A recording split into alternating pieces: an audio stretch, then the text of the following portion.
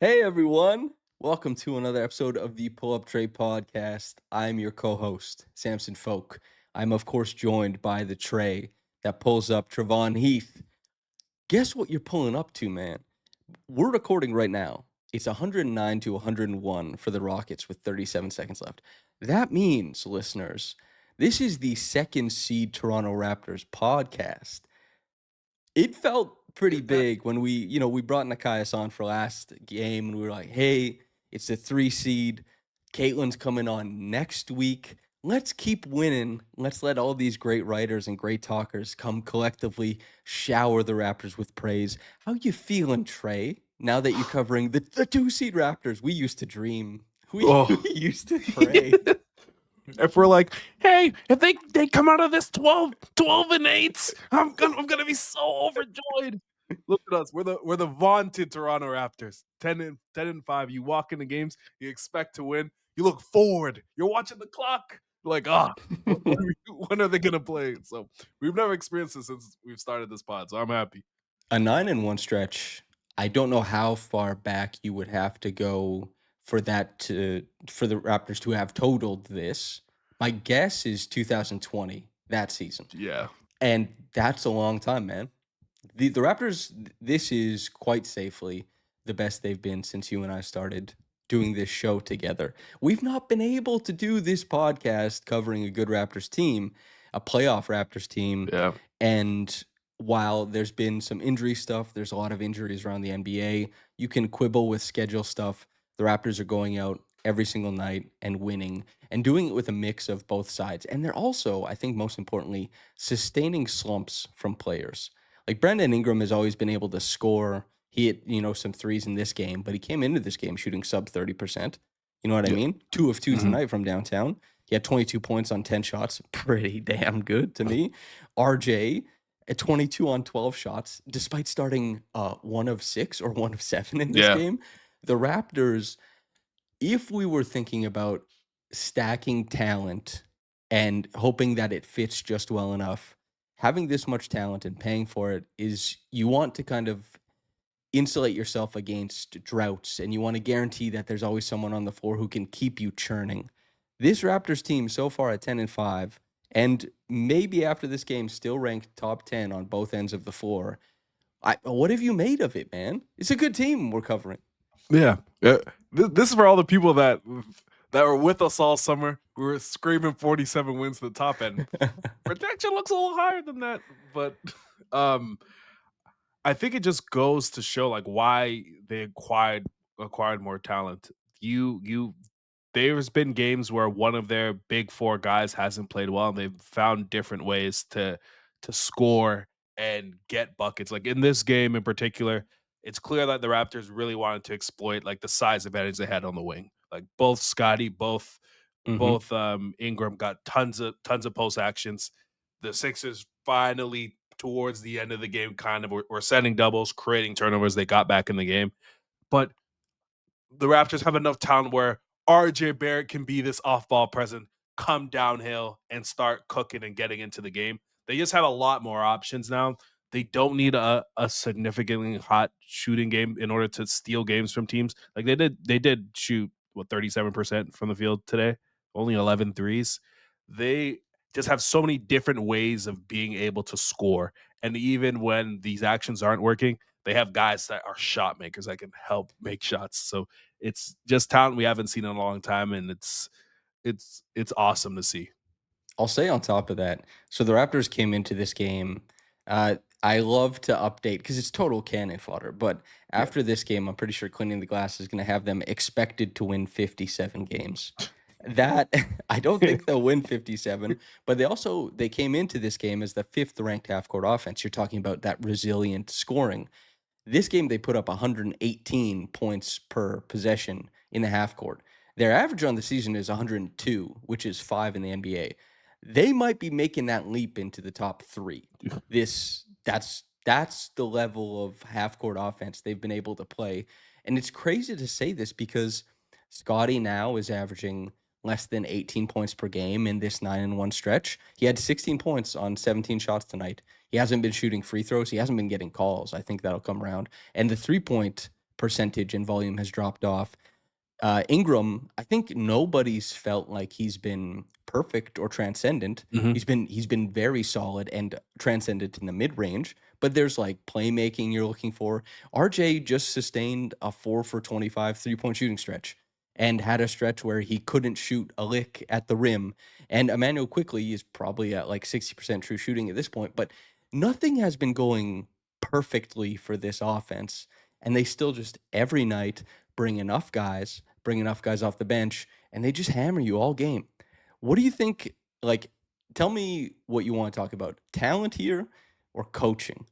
Because Darko, he deserves some love. I feel. Let's give Darko some love, I think. Okay, go nuts. Yeah, I think one of the things I've been the most impressed with him has been how he's utilized shooters around the court to create gravity for the actual stars. Like I think we mentioned this with Nikais, but one of the cool things that they have, their bench is super impactful when you look at all the advanced numbers. They're humongous positive, but they don't score a ton, and that's just because Darko uses their positioning on the court. Guys like Gradey, guys like Jameson, when they're on the court, they use their positioning to create easier looks for guys like Bi, Scottie, RJ. They can get in transition a ton. I think with those like transitional lineups too, it creates they're able to play with a different type of intensity defensively. Just Jamal Shed is a lot more willing to get in a guy's face, be a bit more nasty, and they play with tons of pace. And so when you those bench or transitional lineups come in, they're they offer just a new funky wrinkle, and it pretty much has screwed up teams every single game, which has been awesome to see. Like their bench, they've gotten like the 99th percentile of what you probably wanted to see from that group. And how he's been able to utilize and keep those starters, keep one or two stars in with that core group of bench guys has been tremendous. So 10 out of 10 from him. We said coming into the season that this is the real test of Darko, how Yes. he enmeshes all these different players, especially when you look at Barnes, Ingram, quickly, Barrett, and say, like, how do you get all these guys their shots? How do you make it work? Obviously, it's been a top five, maybe top four half court offense, and their bench is bottom five in scoring despite Yeah. being mega impactful. This Hmm. means that the Raptors have been very specific in who takes a shot, how they align themselves, and where the ball goes. And you can, of course, credit the guys on the floor for making good decisions, but there has to be some recognition of the coach in kind of telling guys, like, this is how we're going to play. The Raptors, their bench guards, their touches have been like halved from last season. It's just like you don't touch the ball. You are a figurehead in the offense as a mover to help move the defense to shape it. Jakob, the same thing. Sometimes your usage goes up, sometimes it goes down. Scottie, it's the scoring's been going down lately. Yeah. That is a measure of the trend of teams they're playing. Other aspects of the season, it's going to go up. This is a team that will be subject to trends in their top scorers, but they have enough of them that they should be able to flow in and out of trends and have it be successful. And that is a complete credit to Darko as the coach, calling the shots. They call a lot of set plays. Relative to Yeah. some teams that play through flow, Darko is calling out a lot of plays. I think RJ is probably the best example of this. A terrible first half. Terrible. Hmm. And then all of a sudden, you see, yes, he makes a great read as a cutter off of Brandon Ingram getting doubled, and he gets that big dunk. But also, immediately at this front end of the third quarter, Darko starts featuring RJ as the guy coming off of curls. He has a terrible first half, and they say, that's the guy we're going to. Why? Because he was touching the paint in the first half. It just Yeah. wasn't making good decisions. What does that tell me? Probably a little bit of film, probably an awareness from the coaching staff saying, see, when you're here, we want you doing this. When you're here, we want you doing this. And then you make all your next shots, which they can't account for. But finishing with 22 after starting 1 of 6 or 1 of 7, he was also 8 of 9 from the free throw line. That willingness to believe in not just players who are hot at the time, but skill sets. They deserve a lot of credit. But Darko, he's gotten a lot of shit from Yeah. the fan. You and I have been batting away fire Darko stuff for the full duration of this podcast, basically. And I'm glad to see that he's got his finger on the pulse of the team. He's making the right calls, the right shots. Anything else about Darko before we move into the big man? I would just say, like, as a fan, the biggest credit you could give to Darko is he from summer on had a principle and philosophy of how they wanted to play. That was shit for 5 games. they they made adjustments. They still pressure the ball. They still compete at the point of attack, but their defense has shifted to the level of talent they have defensively and have done so to make things work. He could have been very stubborn, tried this out for 20, 25 games, and we're probably talking about a different story. I think it's a great sign for him that, one, he just showed the level of like humbleness to adjust, and two, how willing the team is and bought into anything that they do that he does when he adjusts his scheme. So Yeah. I'm impressed. Credit all around for preaching it and then buying in. A guy Yep. who is the ultimate like buy-in guy, Jakob, I think he was incredibly frank at the start of last season when he said we're not attacking the championship. And he got kind of made fun for it, but I liked it. I was like, yeah, It's real. he sees the team and he's a veteran who's aware of what he's supposed to help facilitate and do. And over his, he hasn't played every game of this 9-1 stretch, but he's averaging 15 points per game. His assists are down. His points are up. And it kind of stems to a larger conversation that, Nikias made me want to think about, where he said, is Jakob still good enough to start? And it looked really bad when he was nursing that back. I think he Mhm. has been incredibly important throughout this Yep. stretch, not only because, yes, he helps sort out closing out defensive possessions on the defensive end, and he gives you extra ones with his offensive rebounding, but he has been much better about setting the edge as a screen defender. Like he Mhm. stonewalled straight up like 4 different drives where the guard, and this is VJ Edge commentaries, Maxi, who are coming around the bend. Yep. This isn't D'Angelo Russell. He has to move and he has to contain these guys. Yep. He's much healthier. He's much quicker. He's bending to get his hand into the pocket pass area. He's contesting at the rim. He's just been much better there. But the big thing, yes, he does hamper some spacing offensively, Mhm. but spacing is not as simple as just like, do you help create a wider driving lane? I mean, we saw Scottie. There were like 3 failed drives when he was on the Yeah. court with 4 other shooters. Mamu was on the court tonight, and it doesn't guarantee a paint touch for you. It Mhm. doesn't. Yep. But what Jakob does guarantee is a high quality of offense if you let him touch the ball with momentum within like 17 feet of the basket. That is what's special about Jakob, is his craft and suave, demeanor in the middle of the floor. He makes areas of the floor which are completely non-dangerous. Like Domantas Sabonis in these spaces is kind of like, do I have to shoot it? Yeah. Jakob carries momentum into these plays, decision making into these plays, finesse into these plays, and he turns a spot on the floor that a lot of defenses are willing to give teams into a danger.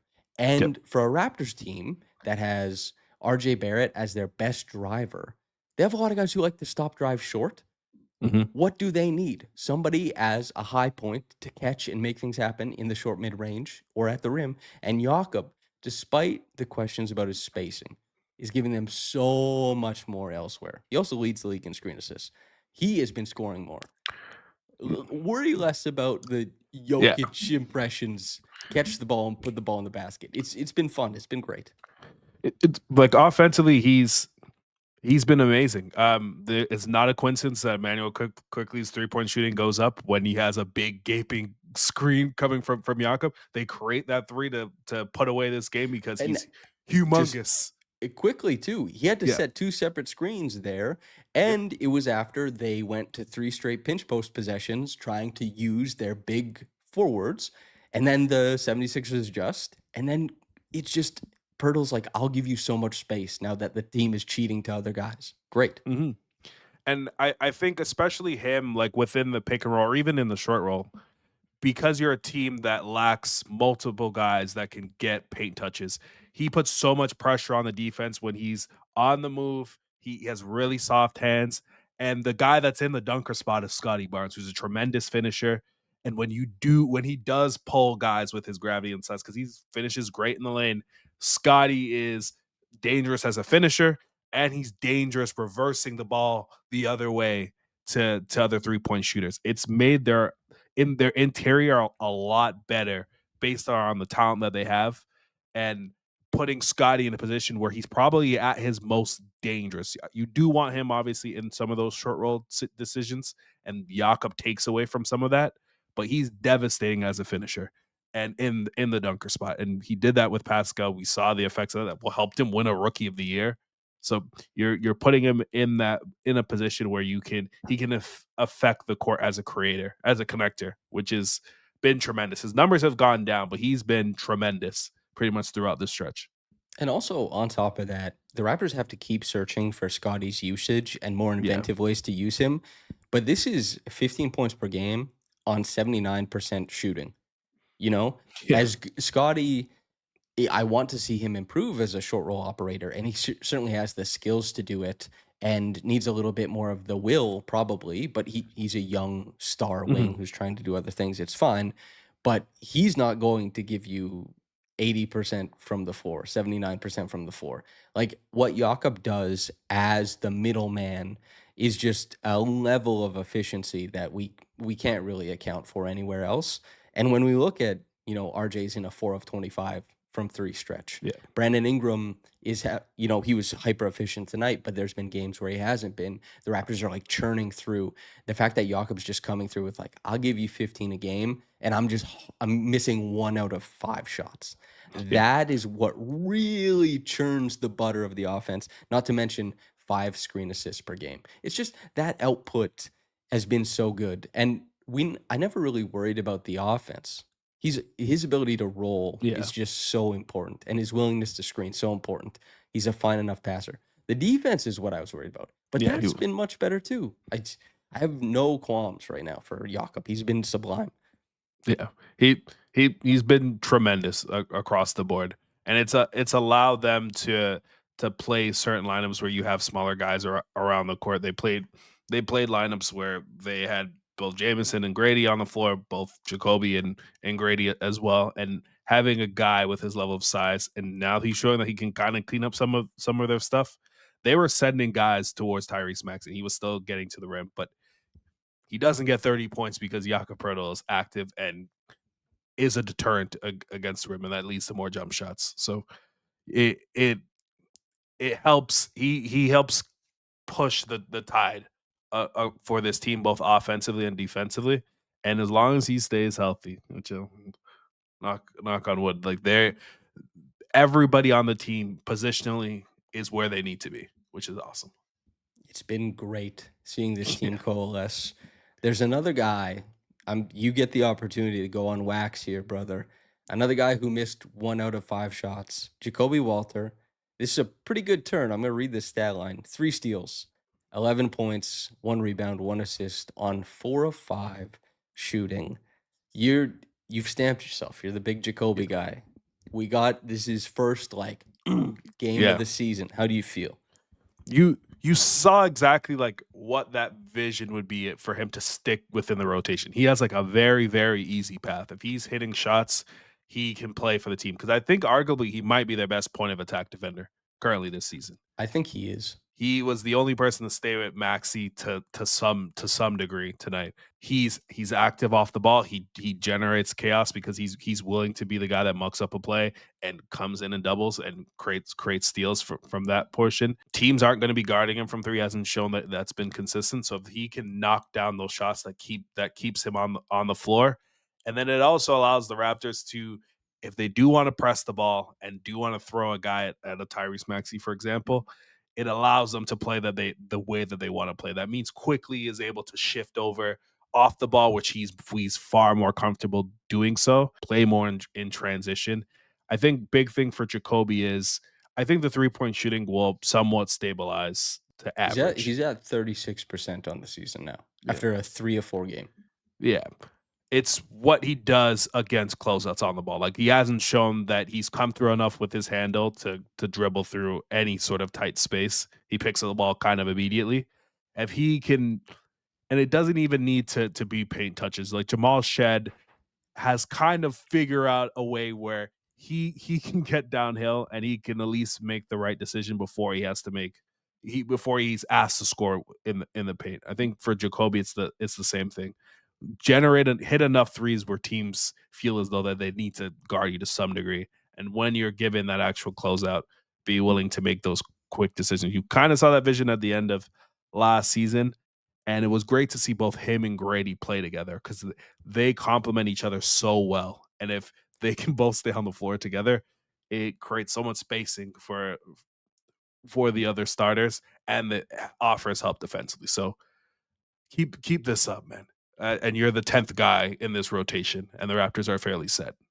And credit to Darko again because he played like maybe like 6 bad games in a row, and Yes. Darko kept going back to the well, like, "Nope, Jacoby's still gonna get minutes." And a lot of times he'll get his minutes with the starters, right? Like, he'll Mhm. check in for maybe RJ, and that's the proof of concept that everybody's thinking about for everyone who's thinking like, "Trade RJ, trade RJ, trade RJ." We need a 3 and D player there instead for the benefit of Scottie, Quickly, Ingram, all these guys. That's I don't agree with the theory at in practice there, but that is like a popular one that you just take a lesser player whose skills are, in different They're tubs than complimentary, yeah. RJ's, and there you go. And so, Jacoby represents that to some degree. Yeah, And so he they does. keep trying that and seeing proof of concept. Tonight it wasn't necessarily a win when he was with the starters. It was when he was with the bench and Yeah. in these transitional lineups. And I just think it's a really big credit to him. And on top of that, if he hits threes, because he's being left fairly open, good. And it'd be tough to get the type of reps he needs to improve as a guy attacking the top foot of a closeout or a flyby at the G League because he'll probably be tasked with being a creator down there. And, Yeah. doing it on an NBA floor when you have to read a moving NBA defense is a completely different thing than your reps everywhere else. So basically, like, he has to shoot himself into getting those reps, Mm. and that's the whole deal. I don't expect him to be good at those reps, but Yeah. if you hit enough threes, then it doesn't matter that much. He has a little bit of a crossfire in his jumper, but he clearly has, like, up top, he's very solid. We'll Mhm. see how it develops, but the defense, man, as you said, on the Raptors, like, it's Scottie and CMB who are the best at blind doubling, but Yeah. then it's Jacoby. And then we think about, as you said, he's probably the best on ball defender on the team. This is Yeah. already leaning towards like somebody that the Raptors probably want to play. They're Mhm. just saying, like, convince us, give us Yeah. reasons. We want to put you out there. And he had 14 good ones tonight, 14 good minutes, +8. Scottie led the team with +14, but Jacoby was tied with Quickly for +8. It was a great game. I'm very happy to have seen it because between you and I, Yeah. you're the Jacoby guy, but I love his game. I Yeah. think there's We just we a can like them math both. there. Yeah, it's You're awesome. allowed to like 2 things, yeah. You're like, it's the same team. And what's the crazy thing is like there's 2 guys that are going to be gunning for rotation minutes that didn't play today. Like we might have too many decent players, Oh. which is This is what we said, right? Like, when we were doing the tier list, we kept putting guys in, like, right place, right time. If that yeah, was it was something like that. And yeah. it's just like, yeah, there's room for so many of these guys to be used, and then they come out like a house on fire. The bench wins tons of minutes. Everything is hunky dory, and Bob's your uncle, Becky's your aunt. Grady was also like, he didn't hit his threes, Yeah. but he didn't register any assists, but his passing was pretty fantastic tonight, attacking the closeout to make sure that there's a rotation in the big rotations in defense and Mhm. opportunities for others. He has a block and a steal, but similar to his steal on Con Knipple, when you force a guy to like dribble it out of bounds, you don't get credited with one. It's a team steal. Yeah. Three similar to Jacoby, 3 turnovers. He caused 6 turnovers from their 2 bench guards, and Jacoby's doing the heavy lifting on this end. But 15 points on 9 shots. Hey, What did you make of Grady, who didn't hit threes but had a good spell himself? yeah, I think he just shows like his overall importance to the team. Like when he isn't in the lineup, more times than not, Emmanuel Click is usually the only player with like you would say above average shooting talent on the team outside of Jameson, who's in and out of the lineup. When he plays, Darko uses him positionally to draw attention from the defense, and it has significant impact on whatever they're doing on the strong side of the defense. It makes things easier across the board. And one thing I've actually liked as well, although his 3-point shooting, it's he's at a tough gauge. Like we're looking at like 40 to 42% to be happy about his shooting, which is a brutal way to look at it.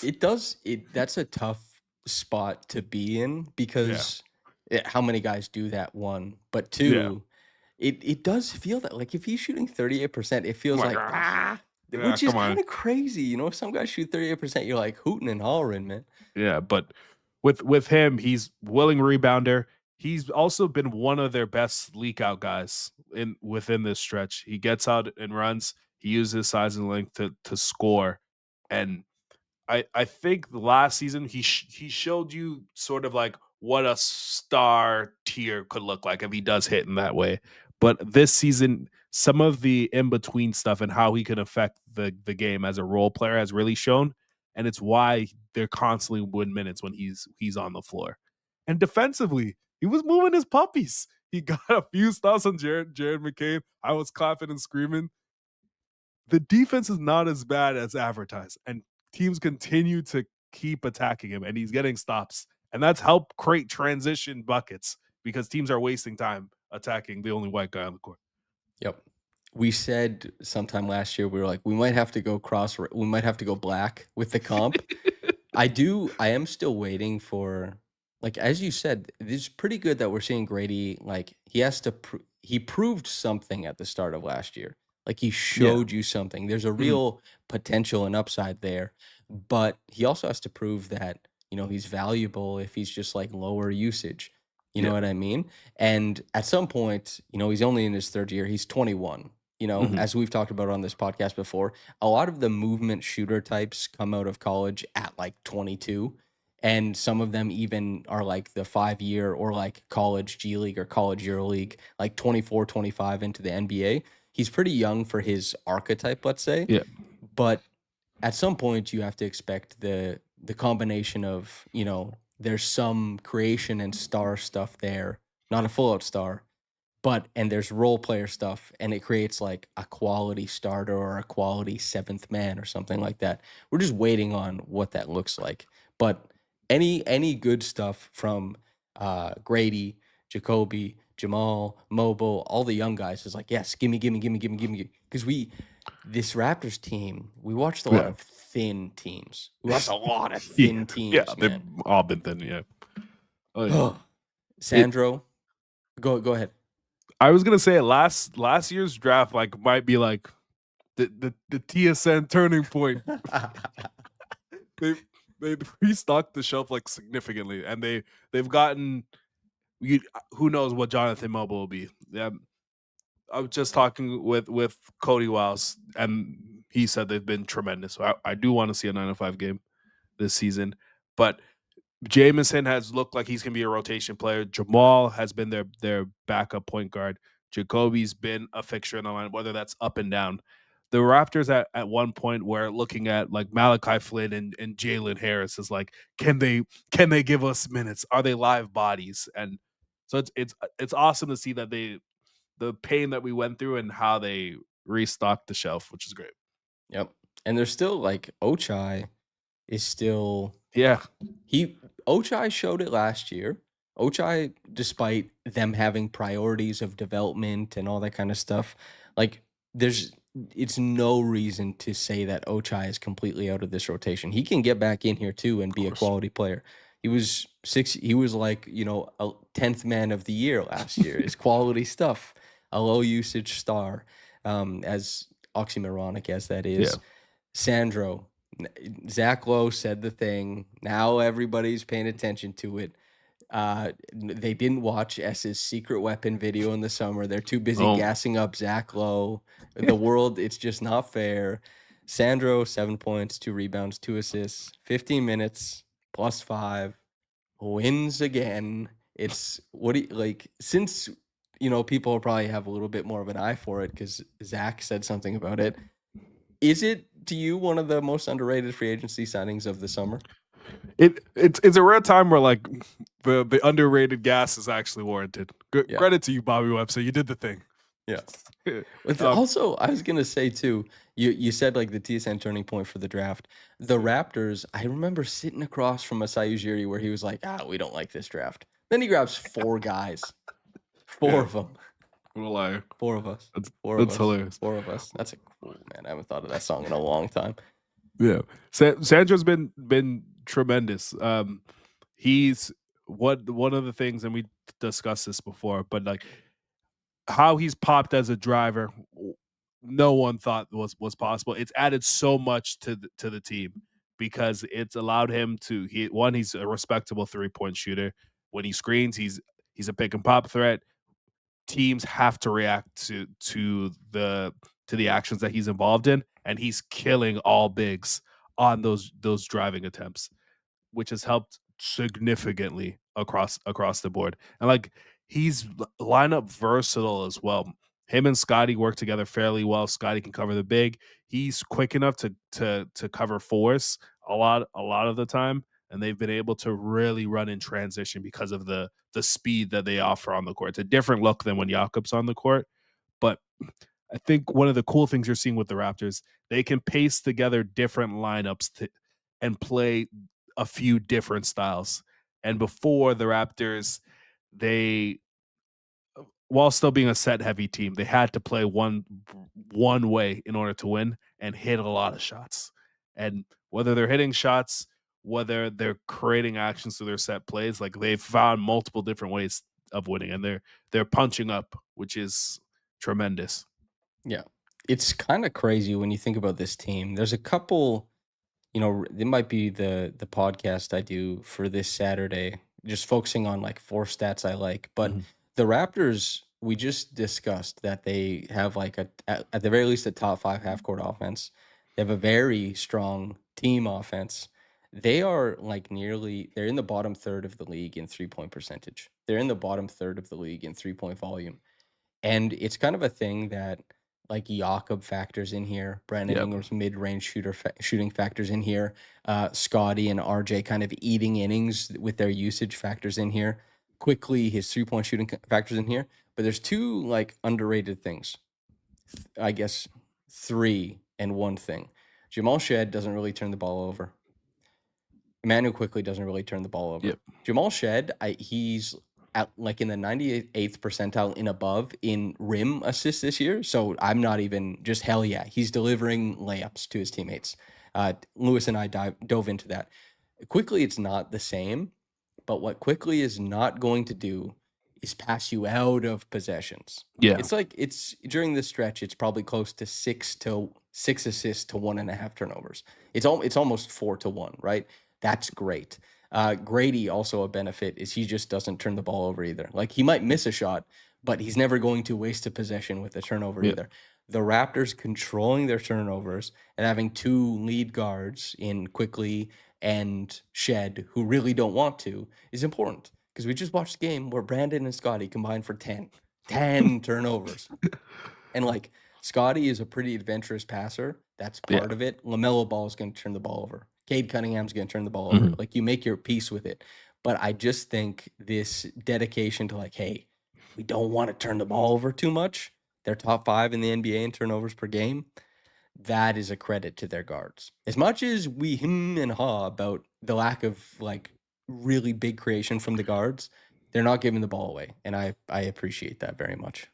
Yeah, there's so much good to say about the team, and there's little things where I like Scottie's clearly like trying to find his way within this offense. In the beginning of the year, in the summer, we kind of mentioned like how is RJ going to figure out his positioning through this, but like It's so easy he's for him. so adaptable. IQ, the fit obviously made tons of sense, and Scottie's been willing to give up usage, which is awesome. Like the focus has obviously been on winning at impact, and his impact has increased a lot. But Mm-hmm. they should be able to find ways. Like he does need to improve. Like he needs to be able to kill any of those pinch posts that he's getting moving forward. But they're going to get more comfortable working alongside each other, which should help like their overall consistency as a team. And even Ingram, like as like a playmaker and like decision maker, hasn't been the greatest. And that should improve over time as he's gotten some of these post actions. He's been great. Him and RJ have great synergy on those. RJ will he'll come off a curl and be readily available there. But as some of these guys, Jamal Shed, Sandro, you're getting the best possible outcome. In some point of the season, this will come down, and guys like Bi, guys like Scottie will be able to punch up more. The beautiful thing with this team is they have like 11 guys that you want to see play, which I can't remember the last Raptor team. Probably the title team had 11 guys you wanted to see, like way better team. But 2020 as well. yeah, Like that's true. 2019-20. That team was Paul really Watson, deep. I was trying to see play. Yeah, the term wiggle used to mean something back Oh, then, buddy. man. Yeah. Oh. Scottie is giving up right now like a shot per game, a free throw per game, an assist per game relative to last season. His usage is down like 3 or 4 points. He's focusing on the multi-purpose impact aspect of himself. And I think that's great. Obviously, the points per game is not floating along with this incredible 3-point volume and efficiency anymore. And that's part of it, is just like, can you hit threes? Because I know everyone thinks about Jakob and how he hurts spacing for Scottie, but there is for the 4 other guys on the floor, there is a bit of a like Scottie hurts spacing as well. And since Yeah. Scottie's the star boy, we don't talk about it very much. But like, and he's the best player. He's been the best player Yeah, so far he this year. is. He's been all-star level in my opinion, but like he has to continue hitting threes, and we'll hope on that. He probably just dipped below 40% this game, but them's the breaks, man. They're finding a way. Every day they go out there, they find a way. I believe this is 5 games in a row. It was a loss to the 76ers and 4 games in a row before that. They are 9-1 in their last 10. They are. Let's check the scores. The Rockets won. The Raptors are the 2nd seed in the Eastern Wow. Conference, trailing only the vaunted Detroit Pistons. Pistons, Jack. Oh, look at my We're life. coming for Oh. you, Pistons, Jack. We're stealing the first pitch. No, they've been awesome. Like even going into these next games, like they play the Cavs in next week, which I know they'll be motivated. But Wizards, Nets, we could be looking at 12-5 heading into the next time me and you speak, which is crazy. Well, considering they were 1-4, I mean, nobody predicted this. Nobody cared for it. Nobody thought about No. it. All I'm thinking about right now is March 31st with you, a date in Detroit. Ooh. That's what I want, baby. That's what I'm looking forward both to. Both teams are good too. Get some Yep. pizza. That'd be great. Baby. When else do they play the Pistons? Do they only play? It's saying 3 times this year? No shot, dude. They're only scheduled to play the Pistons 3 times. That's crazy to me. Okay. That's disappointing. Well, anyway, March 31st, you and I, we'll go with S. I think we'll go as a crew to Detroit. Detroit, man. And that would be like there could be seeding implications. Yeah. Do you know, dude, it's way better to cover a good team. It's way better I'm to having cover a great good team. I'm having a great time. Like, hey man, last year we're like, hey man, some of these losses, they're playing the way that they're playing so that they can do this for the future. We're here now. This was the future we were talking about. November 19th last year, I think we had already begun to say like, that white boy out of Duke is something special. You know what I mean? I wasn't on to VJ yet, but we had begun the idea of like, oh yeah, we got to start talking draft pretty early. Oh, covering a good team. Mountain Dew, I'm sure they're close. I can feel them in the atmosphere. It's great. All of our friends are little draft, little draft guys. And now I could just say like, I'm just going to watch the games, man. We could be picking 20th for all I know. I got to catch up, like later. But that means we're officially out of the credit, because this is also for people who don't know our friends. Everyone is fighting for credit. One person more than anyone else is like, I was here first. But you and I will officially be out of can't wait to not worry about it. I can't Yeah. wait to just at the end of the season be like, I'm gonna hop on a Synergy and catch up rather than actively watching Dylan Harper games and Ace Bailey at Rutgers. Like, Yeah. oh man, I'm ready to cover a good team. I feel great being in it right now. This is awesome. Yep. Anything you want to say before we get out of here? Again, I'm grateful not to be doing Yegor Devin breakdowns. Sorry. His uninspiring tape. Yep. No, this has been great. I think for anyone that's watching this, like, don't take this for granted. It's been so long since they've seen the team be this good, and like, however this pans out, like first round loss, second round loss, who knows? It's Also, good to see good basketball again. don't worry about contending yet. Yeah, The facts. Raptors' plan, it was supposed to go one of two ways. It was that they could improve measurably and then pivot from the middle when their players are viewed as better because they're on a winning team and all this kind of stuff, or they could flame out dramatically with an expensive roster and they'd have to have a fire sale where everybody thought their team was bad and every player was bad. They're satisfying number like step one right now Yeah. of be much better and all the players are seen as better. That's happening right now. And it's good to make the playoffs. It's good to play in playoff series. It's Yeah. good to see players in that environment. This is good. Do not look the gift horse in its mouth. Do not worry about spreadsheets. Do not worry about any of that. Accept the wins as they come. Enjoy something that's right in front of you. And then in the off season, you worry about adjustments. Then Yep. if you stagnate, next year, you worry about adjustments. There is zero rebuilds that have gone the way that OKC's did. All right. They are not replicable. They are not replicable. Enjoy the winning when it comes. Yeah. That's how I feel. That's Hell how yeah. I feel. What's your sign off today, brother? Again, prayers to Jamaica, prayers to the Philippines as well. But huge typhoon. Support however you can. But again, good basketball is great. As you guys can all see, we're happy. Hope you guys are happy too. And let us know in the comments as well. Oh, the comments plug. I'm a pro. I'm a pro. Wow, dude. This is hell yeah. Dude, this could be you. Everybody, thank you for tuning in. Make sure to, as Trey said, get at us in the comments, but also like, subscribe, and hype the video. It helps out a lot. We're having a blast. Hope you're having a blast listening.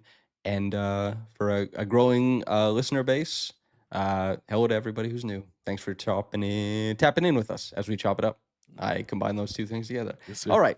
Whether you got into this in the morning or at night, from myself and Trey, have a blessed day and goodbye.